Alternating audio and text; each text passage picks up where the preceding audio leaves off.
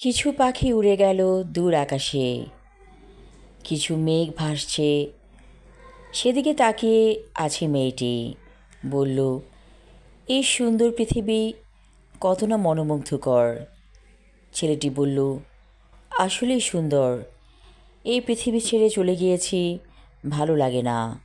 মেয়েটি বলল, আমারও দুঃখ হয়। আমি এমন একটা জায়গায় আটকে আছি, যেতে পারছি না ঊর্ধ্বাকাশে। ছেলেটি বলল, আমারও এই অবস্থা। কিছু একটা পিছুটান আমাকে আটকে রেখেছে। এই পৃথিবীর মধ্যেই আছি, কিন্তু পৃথিবীর সৌন্দর্যর চেয়ে অন্য কিছু আছে সুন্দর, ভাবতে পারছি না। মেয়েটি বলল, আরও অনেক সুন্দর আছে, যা দেখতে পাবে এই বাধা কেটে গেলে। এখানে অনেকগুলো কবর, সুসজ্জিত, সুন্দর। কিছু কবরে কাচের ঘের দেয়া আছে, আবার কিছু কবরে সুন্দর দেয়াল।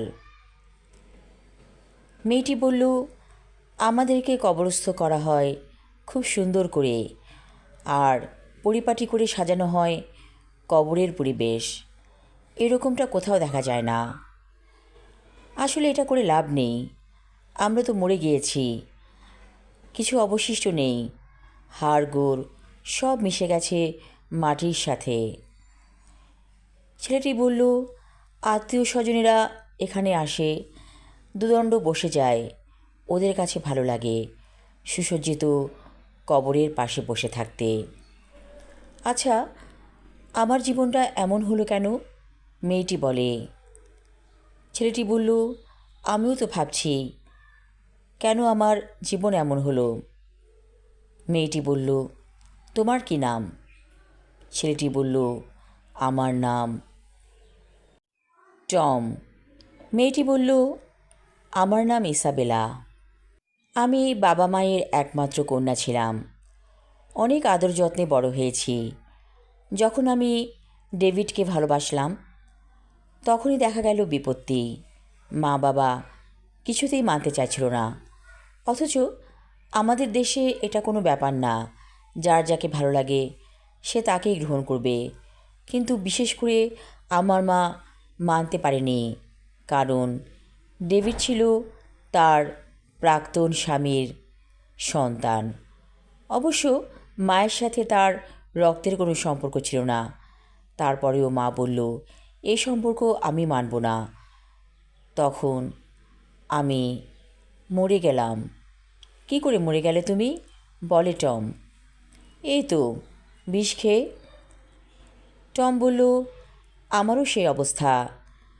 এটাও একটা প্রেম ঘটিত ব্যাপার। ভালোবেসেছিলাম একটি মেয়েকে, কিন্তু মেয়েটি আমাকে ধোঁকা দিয়ে চলে গেল। আমাদের দেশে এটা কোনো ব্যাপার না, আমি আরেকজনকে ভালোবাসতে পারতাম, কিন্তু পারিনি, যার কারণে আত্মহত্যা করেছি। কেমন করে আত্মহত্যা করেছিলে? এই তো, বিষ পান করেই। এটা হচ্ছে সহজ পদ্ধতি। ওরা চুপ করে থাকলো কিছুক্ষণ।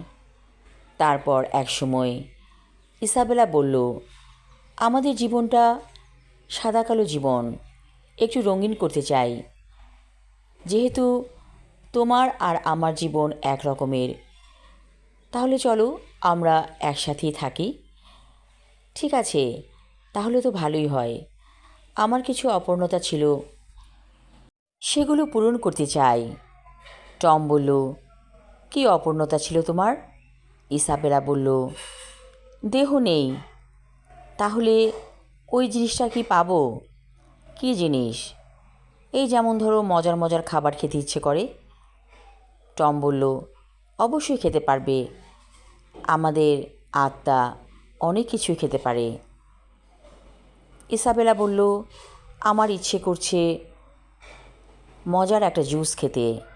টম বলল, চলো দুজনে ওই দিকটায় যাই। ঠিক আছে, চলো যাই। ওরা বেরিয়ে এলো কবরস্থান থেকে।